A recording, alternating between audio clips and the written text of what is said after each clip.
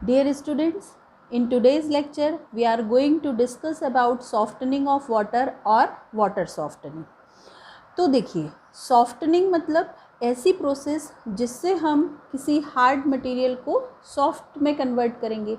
यहाँ पर हम बात कर रहे हैं सॉफ्टनिंग ऑफ वाटर. इसका मतलब हुआ कि वाटर हार्ड है, so we have hard water.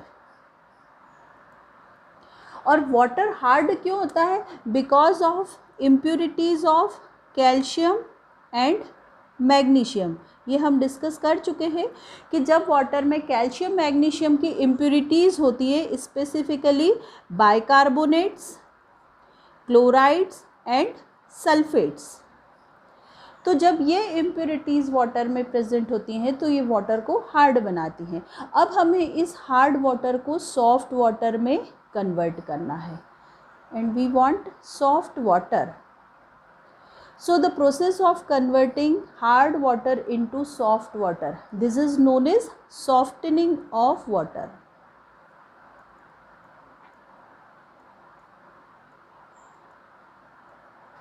So what is softening of water? The process by which we can remove or reduce hardness of water, whether it is temporary or permanent, is termed as softening of water.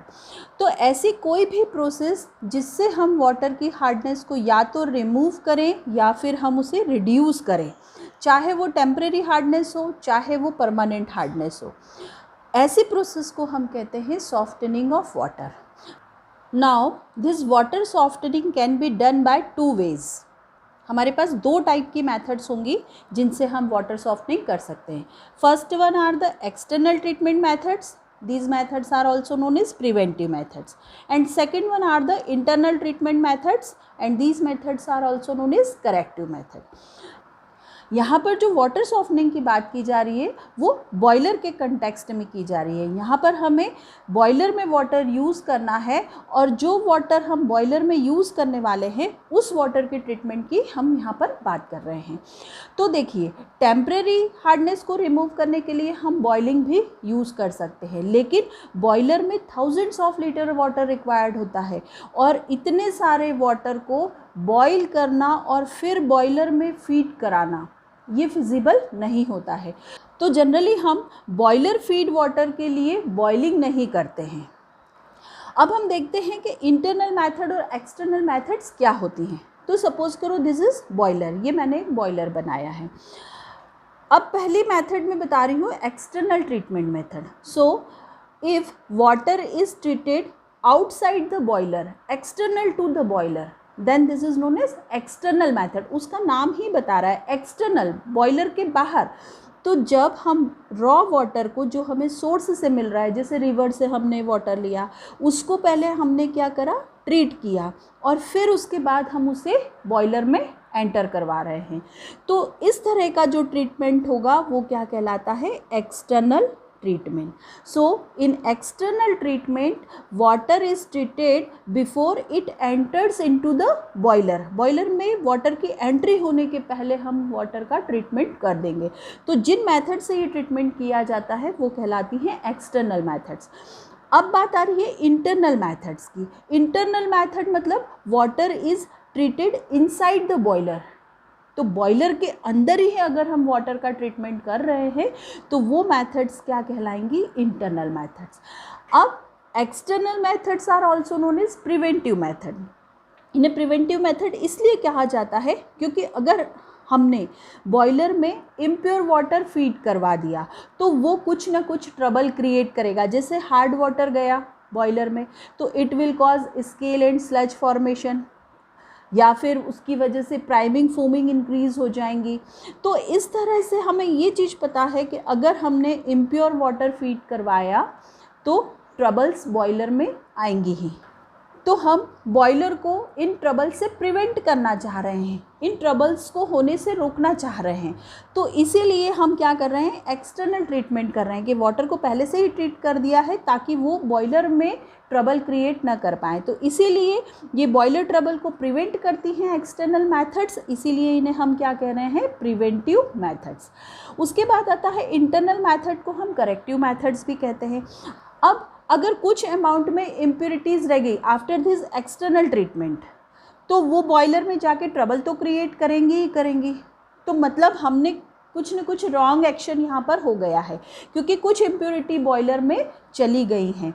तो अब हम इस wrong action को correct करना चाह रहे हैं। So we use this internal methods. तो जो इम्प्योरिटीज़ बॉयलर में चली गई हैं वो चूँकि ट्रबल क्रिएट करेंगी, तो इसको हमें करेक्ट करना है।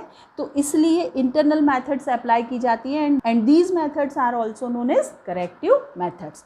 तो इसीलिए इन्हें हम करेक्टिव मैथड कहते हैं। Now there is one question for you.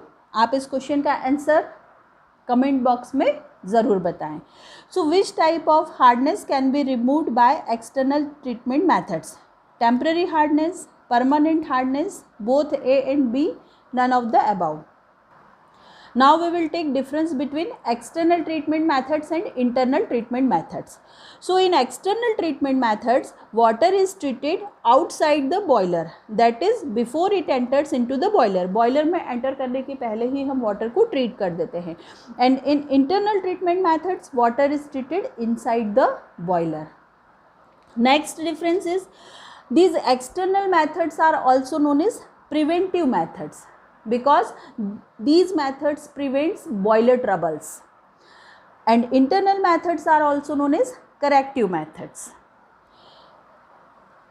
Now these external methods are used to remove or reduce temporary as well as permanent hardness from boiler feed water. Boiler feed water से temporary या permanent किसी भी type की अगर hardness होगी तो हम external treatment method की हेल्प से उसको रिमूव कर सकते हैं। These internal methods are used to treat residual hardness of boiler water. Residual hardness means hardness left after external treatment.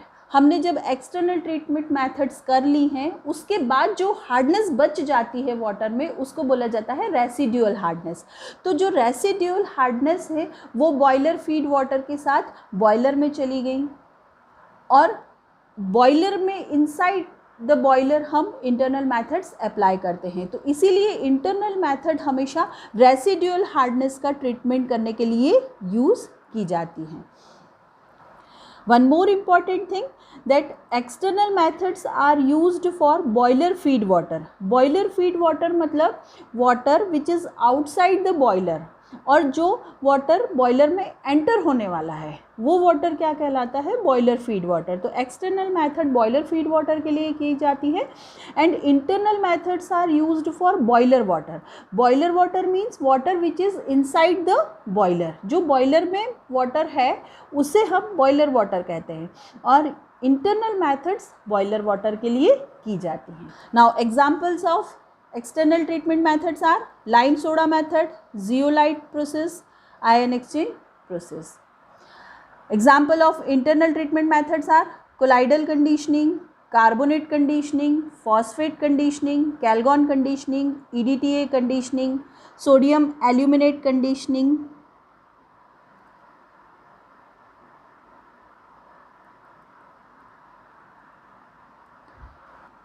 Upcoming videos में हम एक्सटर्नल ट्रीटमेंट मेथड्स और इंटरनल ट्रीटमेंट मेथड्स को डिटेल में स्टडी करेंगे। तो नेक्स्ट लेक्चर में हम lime soda process discuss करेंगे। तो डियर स्टूडेंट्स, अगर आपको ये वीडियो अच्छा लगा है तो इसे लाइक कीजिएगा, शेयर कीजिएगा और मेरे चैनल इजी इंजीनियरिंग केमिस्ट्री को सब्सक्राइब कीजिएगा। Thank you.